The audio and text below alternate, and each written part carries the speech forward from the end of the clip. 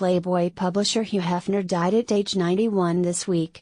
CNN's breaking news director Amanda Wills has a conversation with Town & Country senior digital editor Lindsay Silberman about their summer working at Playboy nearly 10 years ago. Amanda: I had only been in New York City for 3 days when I reported for work at Playboy nearly a decade ago. I was raised in an evangelical family in Tennessee, where the only talk about sex is that it was a sin outside of marriage. The walk, of course, was a whole lot different. Playboy changed all that for me. My exposure to sex culture forced me outside my comfort zone. It was the first time I really thought about my place as a woman. Lindsay: I romanticized what it would be like to work at Playboy as a woman. But I struggled with it, at least initially, more than I'd anticipated. I was in my early 20s and insecure. I hadn't quite figured out who I was yet. Talking about sex was something I did with girlfriends. But the thought of having those conversations at work, with colleagues I barely knew? My worst nightmare. Or so I thought. It turned out to be the most liberating, empowering experience of my young adult life. There's a certain confidence to be gained in that kind of scenario. Being pushed out of your comfort zone. I expected to learn about writing, editing, and how to lay out a magazine. I didn't expect to come to terms with my own sexuality. It was an environment where female sexuality was normalized and celebrated. Amanda: I think people have very complicated feelings about Hugh Hefner. He was a progressive figure, a fighter for civil rights. Playboy's first interview was with Miles Davis, and it was written by Alex Haley. And there's no doubt that Playboy celebrated women. But did it do it in the right way? Lindsay: I suppose that depends on your bias. In many ways he was a champion for women. He once said, the whole 1950s notion was find the right girl, get married, move to the suburbs and then hang out with the guys while she stayed home with the babies. I felt that was sort of sad.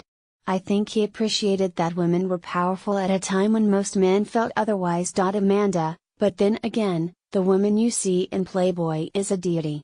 She isn't real. She doesn't spread her legs. Her vagina is carefully, artfully airbrushed. She is innocent, angelic. The words slut and whore aren't part of the Playboy vernacular. But just because women aren't spreading their legs doesn't mean they aren't seen as objects. Lindsay: right. It would be naive to think that the subscribers all truly valued the female empowerment aspect of it. Let's be honest, most of them were in it for the racy photos. There was so much more to the magazine than that, though. Amanda: the magazine was made for men. We know this. And many of the famed bylines were men. That was the Playboy the public saw.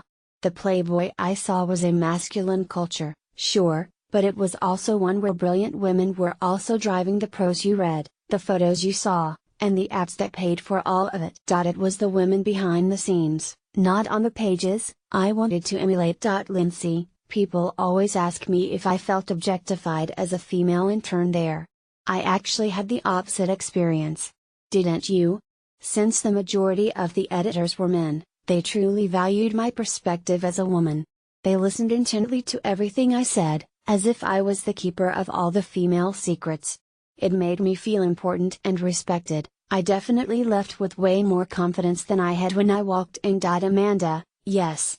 We were encouraged to explore what we wanted to do there, from the day we went through the archive rooms of the early issues just to learn, to the time I interviewed Dorothy Hertzka, Roy Lichtenstein's wife.